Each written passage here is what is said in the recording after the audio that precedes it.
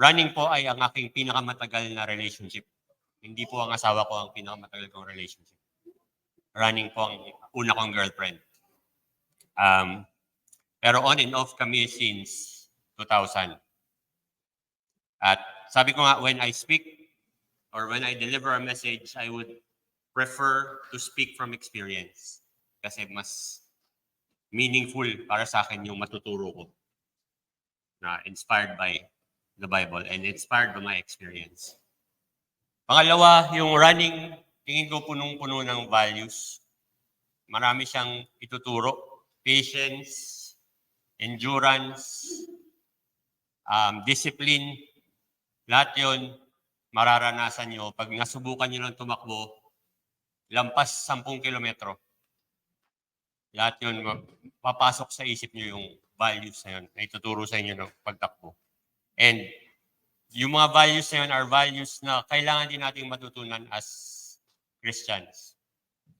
Which is why yung running is an often used metaphor sa Bible. It is mentioned 65 times sa Bible across 29 books. And maraming beses ding merong verses na kinukumpara ang buhay Kristiyano sa isang race, sa isang karera. Tulad nung nabasa ni kapatid na Gab, ang ating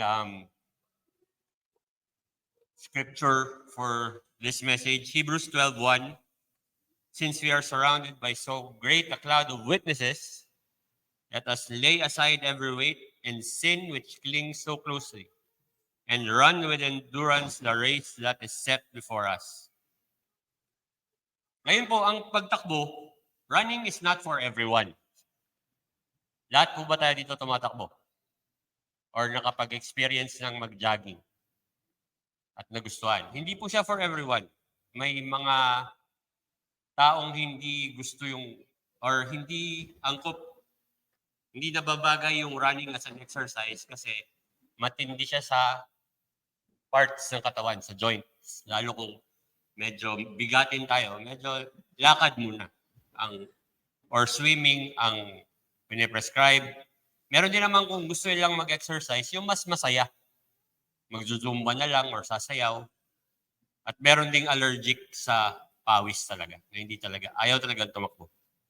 Ayaw mag-exercise. Pero alam niyo po ba, sabi sa siyensya, sa science, lahat tayo born to run. Meron pong theory or hypothesis na tinatawag endurance running hypothesis. Ang sabi doon, ang katawan natin ngayon ay designed para po tumakbo. Hindi tumakbo ng mabilis, kundi tumakbo ng kahit gaano kahaba, kahit gaano katagal. Endurance running. Marami pong mga hayop ang mas mabilis sa atin. Pero ang ating mga ancestors, kaya nilang talunin sa takbuhan yung mga hayop na yun pag matagalan because of the design of our bodies. Mula sa yung toes ng ating mga paa, yung Achilles tendon, wala yung part na yun ng body sa ibang animals, pati itong nuchal membrane that connects our head to our spine, that keeps it stable, pati yung skin. Hindi tayo nag-overheat because of our skin kahit gaano katagal tayo tumakbo compared sa mga mas mabilis na hayop. Kasi wala silang parang overheating mechanism katulad natin. Yung pagpapawis natin. Sa larangan ng siyensya, this is still up for debate. Hindi pa ito approved by everyone. Pero sa buhay Kristiyano po natin, I believe with full certainty, lahat tayo ng mga Kristiyano are born to run. Kaya nga po ito napili kong topic based on my experience and supported from the Word of God. What can we learn from running that will make us better Christians? Una po, we are born to run a race according doon sa nabasa natin. Pero anong klaseng race? May iba-iba pong race or takbuhan. Yung sprint, tapos po kagad yun in seconds. 10 segundo, 9 seconds ang world record. Pero ang tinutukoy sa atin na race na tatakbuhin natin bilang Kristiyano is a lifelong run. Buong buhay na takbo. An endurance race na wala tayong ibang kalaban, kundi yung na-mention sa verse, the traps, the sin na nakapaligid sa atin. Yun po ang klase ng race na ating tinatakbo. Yung mga patibong kailangan nating iwasan para hindi po tayo ma-disqualify. Kasi po, we are born to run for a prize. Anong prize? Merong nasabi sa 1 Corinthians 9 verse 24, we must run in order to obtain that prize. And ano yung prize na yun? Sa 2 Timothy chapter 4 verse 7 to 8, sinasabi, for those who finish the race, that there is in store for me the crown of righteousness, which the Lord, the righteous judge, will award to me on that day when we finish that race. When we finish our race, there's a crown of righteousness. And dun din po sa Hebrews 12, yung example ni Jesus, nakasaad dun that the reward waiting for us is the same as Jesus who endured the cross for the joy set before him. Ano yung joy set before Jesus? To be with God. Eternal, for eternity. Eternal salvation with God ang prize natin. Balik tayo dun sa born to run a race set before us. Ano pa ibig sabihin ng a race set before us? Lahat po ng nakatakbo na ng isang race ay nakakaalam na meron pong, pag sumali po tayo sa isang race, meron pong set na rules. Meron pong set na tatakbuhan ng lugar. Merong set guidelines. Meron tayong susundan na race course. Hindi po tayo pwedeng pumili na, dito ko gusto tumakbo. Or hindi tayo pwedeng pumili na, easy lang. Dahan-dahan lang ako. Kasi po, mangyayaring gano'n, meron pong cut-off time sa mga official races. Kahit po mag-cross kayo sa finish line, pero kung lampas sa cut-off time yung inyong pagtakbo, hindi nyo pa rin makukuha yung premyo. You will still not qualify for the race. And marami po akong experience na naliligaw sa mga race course, naiiba ng daan. Meron din po ako nakita na sinadya talagang mag-shortcut. 10 kilometro dapat yung tatakbuhin namin. Ang sabi, 10K runners dito, 5K runners dito. Sinadyang dun sa 5K dumaan para mas mabilis makapunta sa finish line. Sadly, sa mundong ito, yung ganong klaseng habits or ganong klaseng attitude, nakakalusot. Nare-reward pa. But ang pinagkaiba sa ating Christian race is markado na po. Ito po yung nakasabi dun sa NIV version. The race marked out for us. Yun po ibig sabihin ng the race set before us. Markado na po. Set na po yung ating tatakbuhang guidelines and lahat ng paalala, lahat ng rules ay nasa Word of God. Only in the Word of God do we find those guidelines. Kasi sabi dito sa Philippians 2, verse 16, we must hold forth the word of life, that I may rejoice in the day of Christ, that I have not run in vain, or neither labored in vain. Ang sinasabi dito, panghawakan natin, hold fast, ibig sabihin, panghawakan natin yung salita ng Diyos. Kasi nandun lang yung ating susundan. So in the day of Christ, hindi po nasayang ang ating pagtakbo. Hindi po masayang yung ating paghihirap. Now that we know na meron tayong race, bilang lahat mga Kristiyano, we have a race to run. I will share some tips mula sa aking natutunan from all the races that I've run. Hindi pa naman ako umabot ng 42K. Pero kung iipunin ko lahat ng kilometrong natakbo ko, medyo mahaba-haba na. So, let's start kung ano pong unang tip na ibigay ko sa inyo. Let's run with consistency.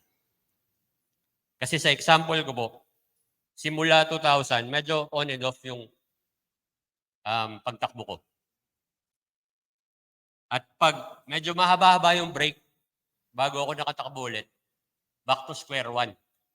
Yung sakit ng katawan. Yung lahat, masakit. So, ang manghihinayang ka, bakit ka tumigil?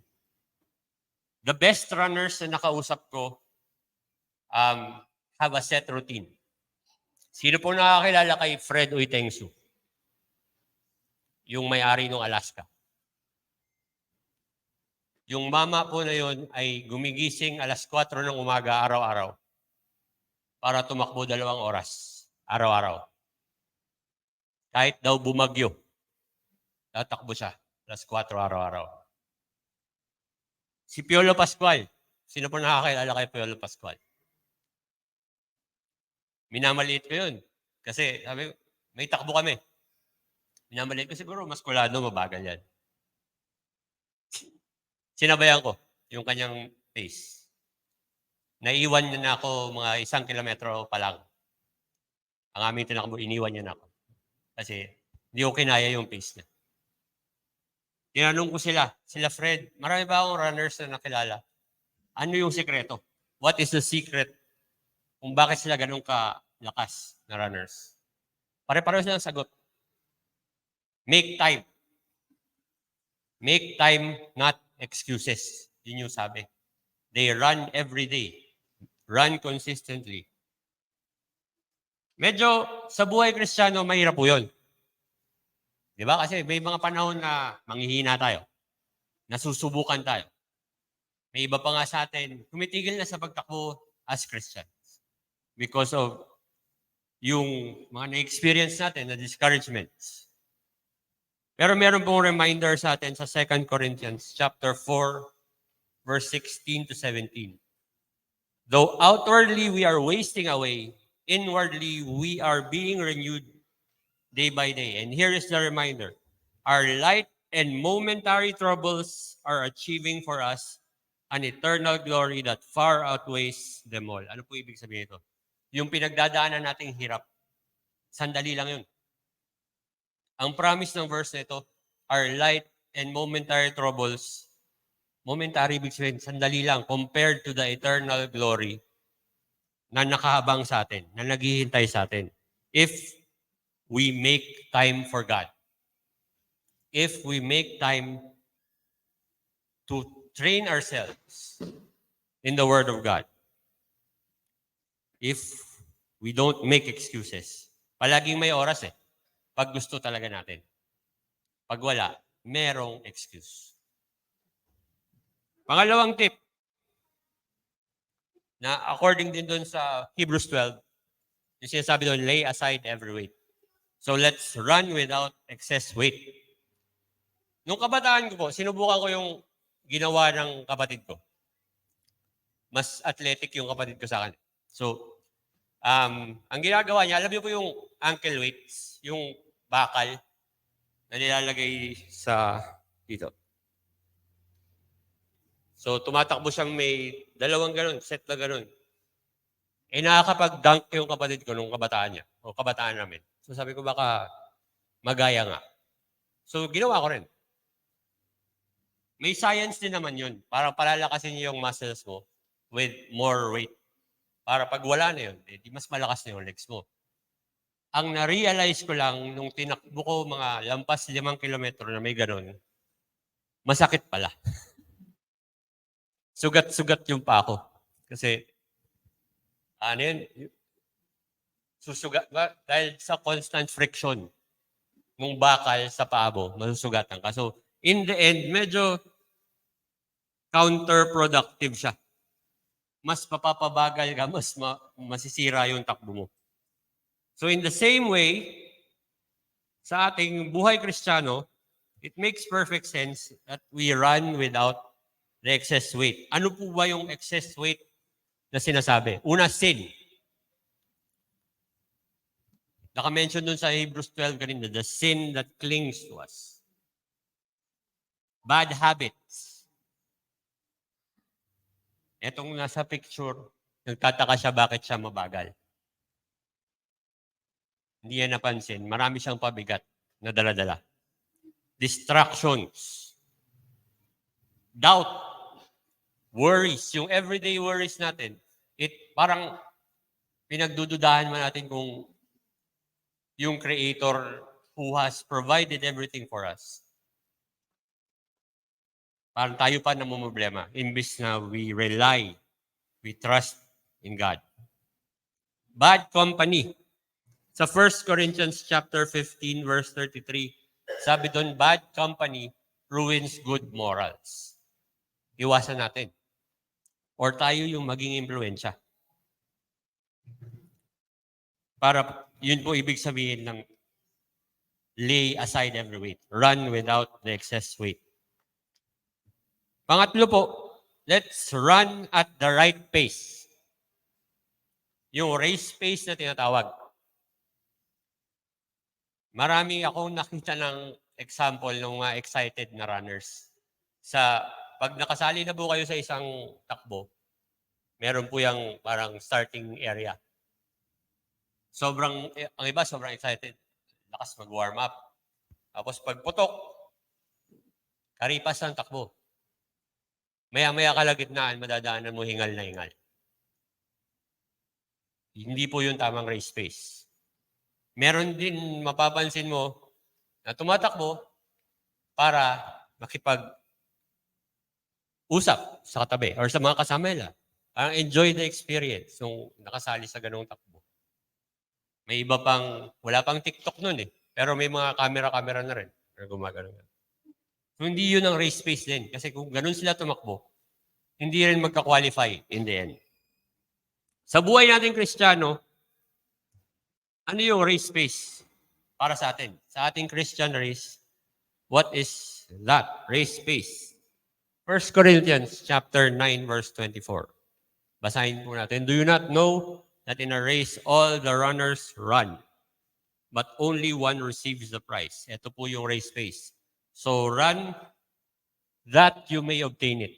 Ano po ibig sabihin yan? Dapat, as we run our Christian lives, our focus is on our prize. Yung nasabi natin prize, yung eternal salvation, dun dapat ang focus.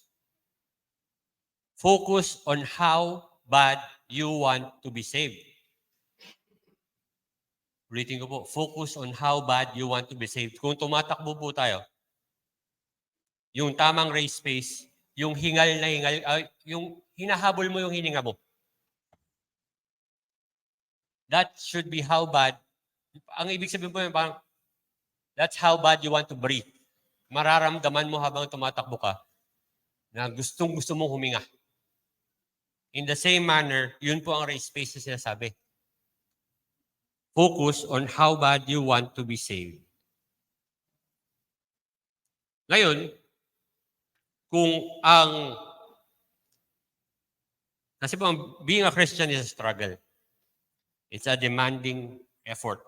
Kung ang buhay natin Kristiyano medyo komportable. Walang struggle. Easy. Basic. Mag-isip-isip na po tayo. Baka hindi tayo nag-exert ng tamang pace. Baka kailangan nating dagdagan yung ating pag-exert ng effort sa ating pagtakbo bilang mga Kristiyano. Pangatlo. Born to run, we are born to run with the right fuel. Ano pong ibig ko sabihin? Bago tumakbo, may konseptong tinatawag na carbo loading. Kailangan mo kumain ng mas carbs yung kainin mo para mas mabilis yung takbo mo kinabukasan. Yung ginagawa ko po before, pansit canton, ang laki ng aking carbo loading.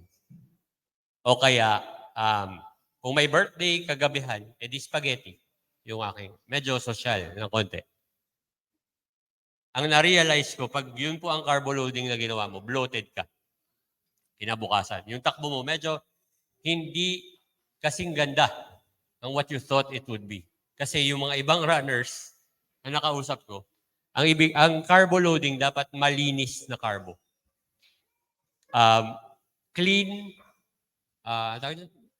mga ano lang, wag mong, kasi yung mga pansit canton na instant, hindi naman malinis na carbo yun. Marami pang laman. So mga wheat, ganun, ang mga kinakain nila. Tapos meron pang ibang, yung sa mga takbo, di ba, may water station yan in designated spots. May iba laklak talaga ng laklak ng tubig. Bloated din ang labas nun. Ang tinuturo ng ibang running coaches, pakunti-kunti lang. So you have to run with the right fuel. Sa atin, in our Christian race, we can level up with the right nourishment. Let's move from milk to solid food.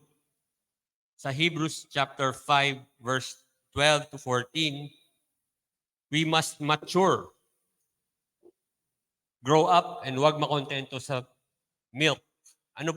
Sino po ba yung mga Kristiyano na kontento sa milk or baby food? Nakalagay po yun sa 1 Corinthians chapter 3, verses 1 to 4. Kung babasahin po natin yung verse na yun. Ang sinasabi doon, yung mga kontento sa baby food as Christians are those who are preoccupied with worldly ways, preoccupied sa inggitan, jealousy, preoccupied sa strife, away-away, preoccupied sa chismis. Ganun po ang baby food. At isa pang na-realize ko, yung dependent ka sa pre-digested devotionals. Yung maraming nagsisend doon sa mga group chat. May mga devotionals. That is also considered baby food. Akalain nyo yun. Hindi ko inakala yun. Kasi akala ko, okay na yun. That is baby food, mga kapatid. Kasi you are spoon-fed. Ang ibig sabihin, when you go from baby food to meat or solid food as Christians, ikaw mismo ang magbubukas ng Bible mo. Ikaw mismo ang magbabasa what will inspire you today. Ikaw mismo magsaset. Kanyari, Hebrews ako ngayon. Every day, 1 chapter. Ikaw mismo yung magsaset, hindi yung sinuspoon feed ka. That is what it means when you go from milk to solid food as Christians. When you nourish yourselves in the right way para makatakbo tayo ng mas maganda. Panghuli pong tip. We are born to run together. We are born to run together as one. Natutunan ko po ito sa ROTC. Week Sunday nung ROTC namin, tatakbo kami, isang unit. Sasabihin sa amin, walang iwanan. Pag may naiwan, dapat dikit kami lahat. Pag may mabagal, dikit kami lahat. Pag may bumibigay, meron talagang hinihimatay. Iniiwan na namin. Pero ang ibig sabihin nun, lahat kami may punishment after ng takbo. Ang nangyayari nun, nag-i-improve din yung lahat ng hinihimatay kasi naaawa. Hindi namin sila ginajudge kung sino yung hinihimatay.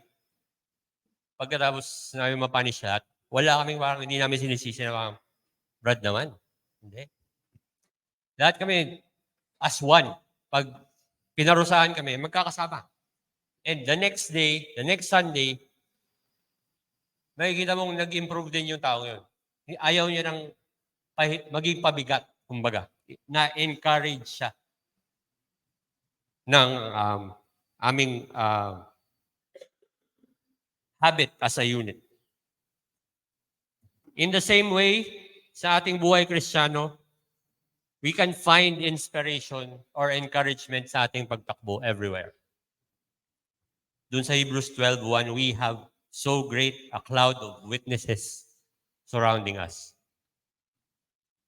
Makikita natin, mababasa natin sa Bible, yung mga biblical heroes tulad nila David, nila Moses, nila Abraham, they prove na kaya. Mas matindi pa nga pinagdadaanan ng mga yon. Kaya. Meron din tayong mahanap na inspiration among ourselves. Yun po yung role natin sa isa't isa. To encourage each other in our race. Pag meron nanghihina, we are running this race together. Pag may nanghihina, it is up to us to inspire the brother or sister na kailangan ng inspiration. Kung hindi po yun sapat, let's look at our children. Let's look at the next generation. Ano ang nakikita nila sa atin? How are we running our race? Are we showing them the right way to run? Kaya ang tanong ko po ngayon, kamusta po ang takbo natin? Kamusta ang takbo nyo? Have you joined the right race? Kung hindi, it's not too late to start. You are never too old to join the right race. Challenge your beliefs.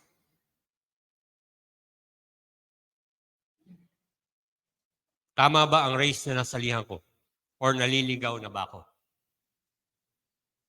Kung tingin niyo po naliligaw na kayo, hear God, believe and repent, and confess and be baptized. Kung kayo naman po ay nanghihina, or may pinagdadaanan, or tumigil na sa pagtakbo, I have one last story to tell. Yung last week or 2 weeks ago, ang huling takbo ko for 2023, I decided na since last na for this year, tulak, push. Maximum limit. May time na halos mag-blackout ako ng takbo. Pero po, ang kapalit nun, nung natapos ko yung takbong yun, ang sarap na feeling.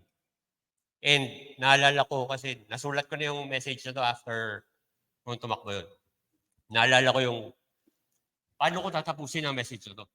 Naalala ko yung nakalagay dun sa Hebrews 12. We have a great cloud of witnesses. In that finish line, inimagine ko yung finish line.